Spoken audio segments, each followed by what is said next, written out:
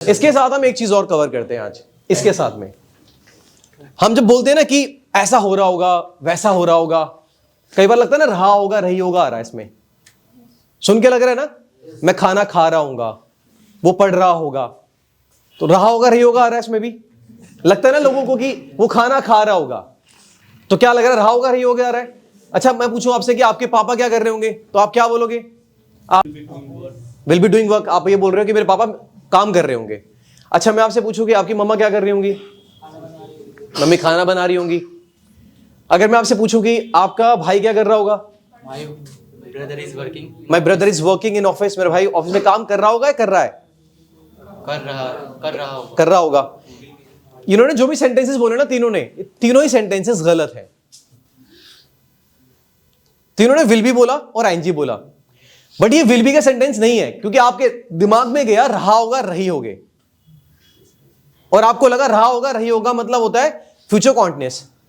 Actually में ये future continuous हो ही नहीं सकता, क्योंकि रहा होगा रही होगी ये तो भविष्य की बात करता है ना भाई, ये तो प्रेजेंट की बात कर रहे हो आप, और प्रेजेंट में वो भी आप श्योर भी नहीं हो, अंदाजा लगाया जा रहा है। हमने यहां पर अंदाजा लगाने की कोशिश की है, समझे इस बात को आप? और अंदाजा लगाया गया है, तो ये फ्यूचर कैसे हो सकता है? आपने भी विल भी बोला, आपने भी विल भी पहले जमार बोला, फिर आपने विल भी बोला, और आपने भी विल भी बोला।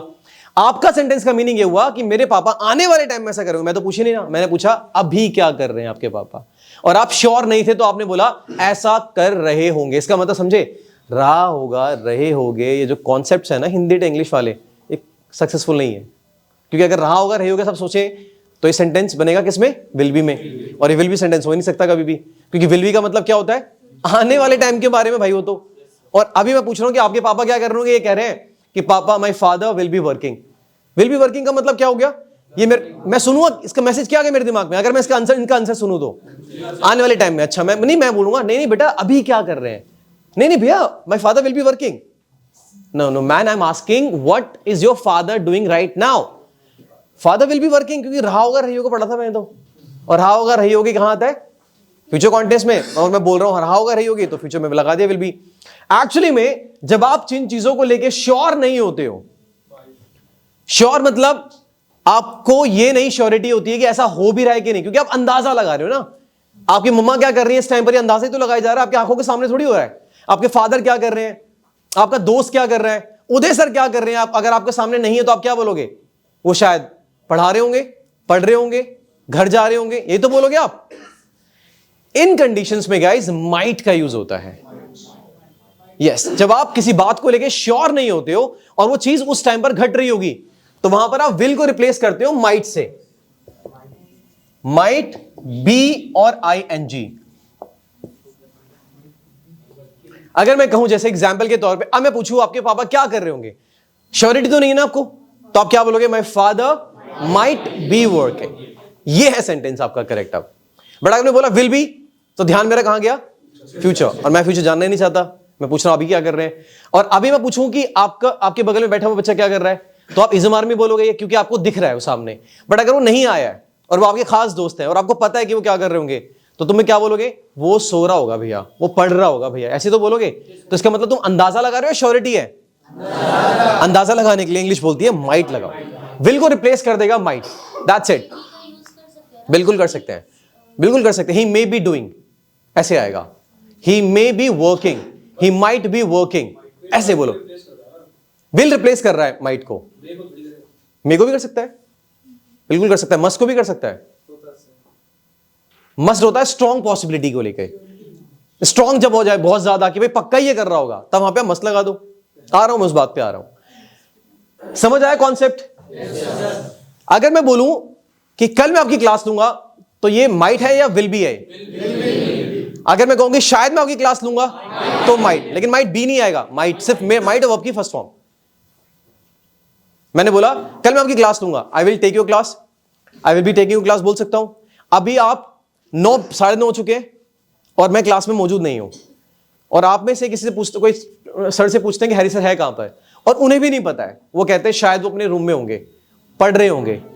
ही माइट या Harry sir might be studying, यही तो बोलेंगे वो।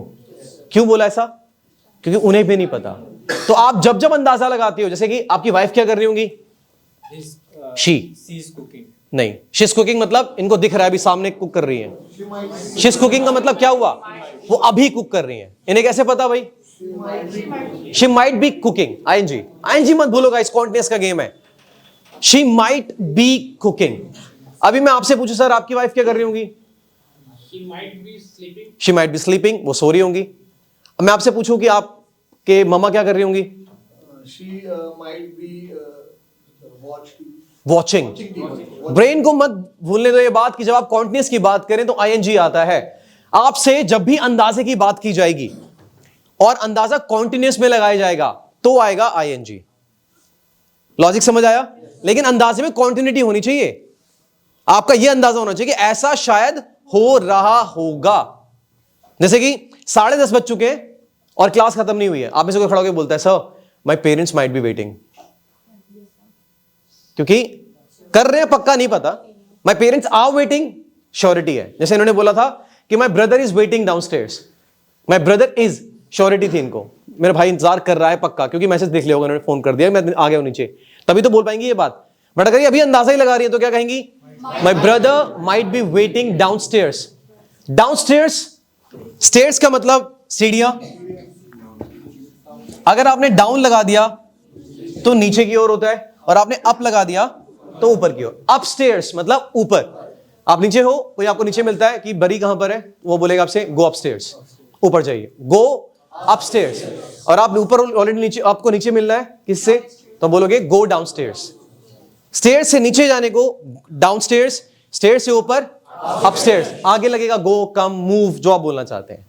जैसे कि पानी का ग्लास ऊपर लेके जाओ, ऊपर बोला उसने, सिर्फ फर्स्ट फ्लोर सेकंड फ्लोर नहीं बोला, और उसको पता है कि कहां ऊपर की बात हो रही है, तो क्या बोलेगा, take this glass of water upstairs.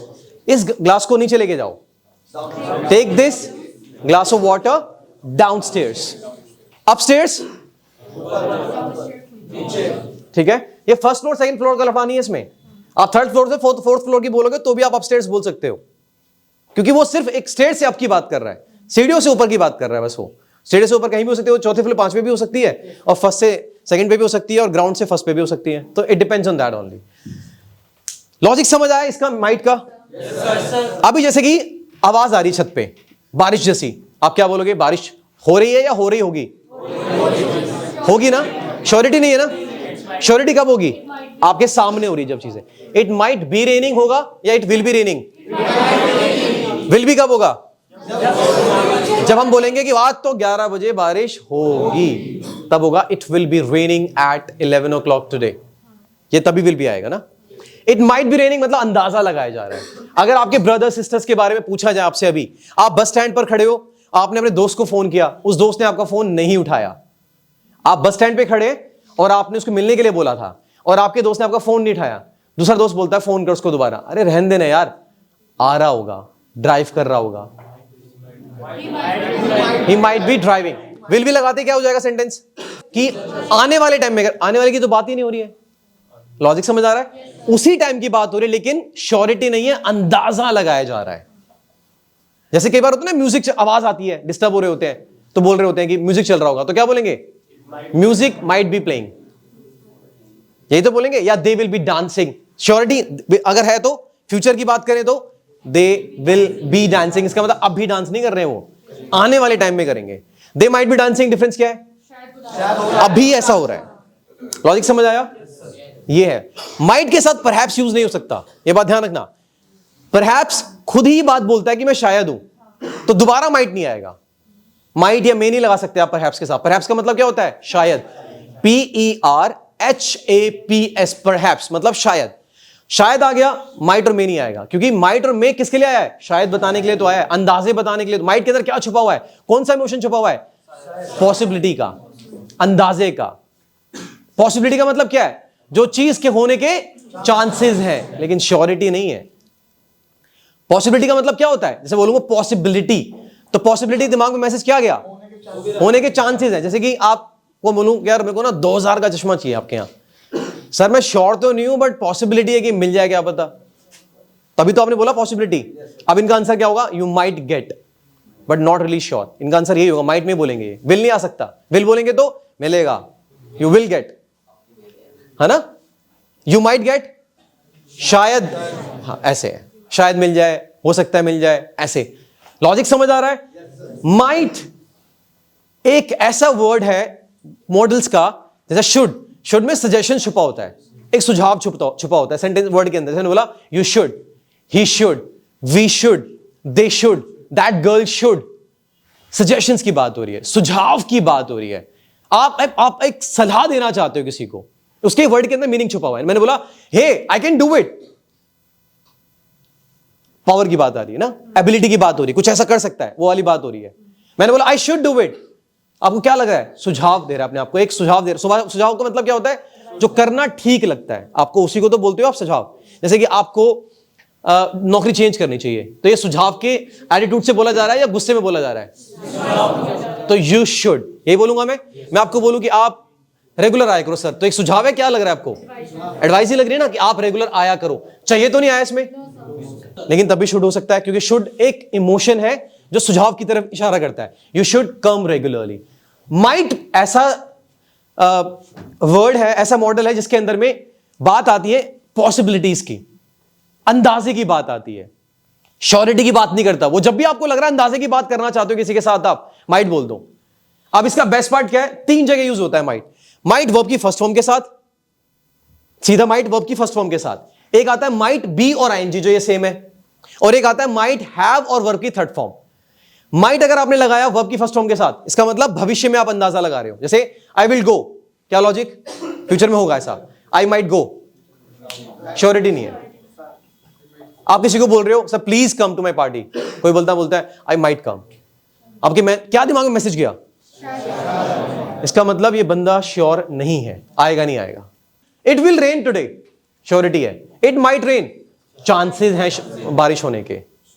Logic समझ आ रहा है? माइट सुनते ही मैसेज किया गया, भविष्य की एक अंदाजे लगाने की बात की जा रही है। ही माइट कम, श्योर होगा, शायद आएगा, नहीं आएगा नहीं पता, बट चांसेस है कि आ जाएगा।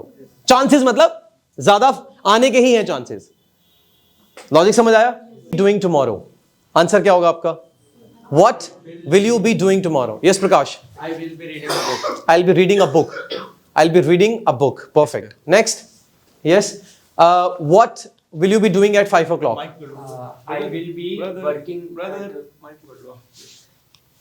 I will be working at 5 o'clock. I'll be working at 5 o'clock. मतलब मैं 5 बजे काम कर रहा हूँ। at 5 o'clock. ठीक है. Okay. And what are you doing right now, Rohit? Right now. What are you doing right now? I will be watching knowledgeable video. No. What are you doing right now? Are you doing right now? Are. I will. अभी तुम क्या कर रहे हो? Sentence है ये. What are you doing? Right now I listen. I'm listening to you. I'm making sentences. I'm standing in front of you. I'm thinking. I'm thinking.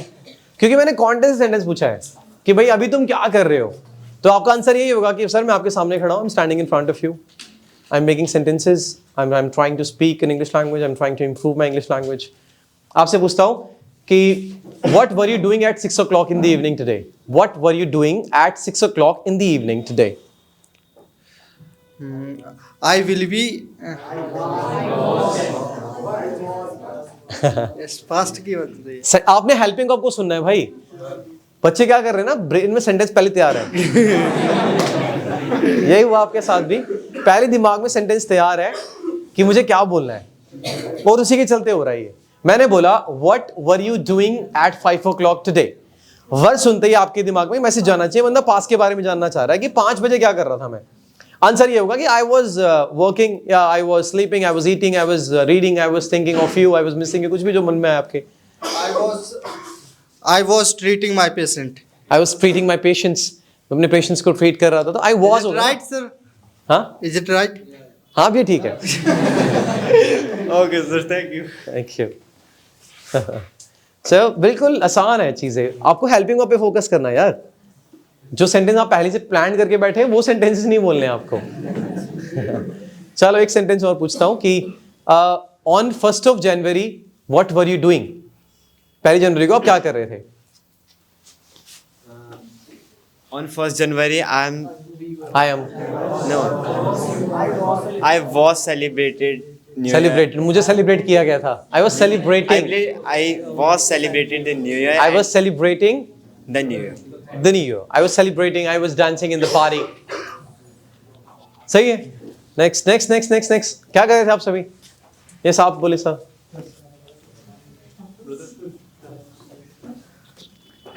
First January, I was going temple. I was going to temple. At 5 o'clock I was going to temple. मैं एक 5 बजे temple जा रहा था, मंदिर जा रहा था. Yeah, I was going temple. ये बड़ा चलन है ना, मतलब नए साल को मंदिर जाने का. सही है.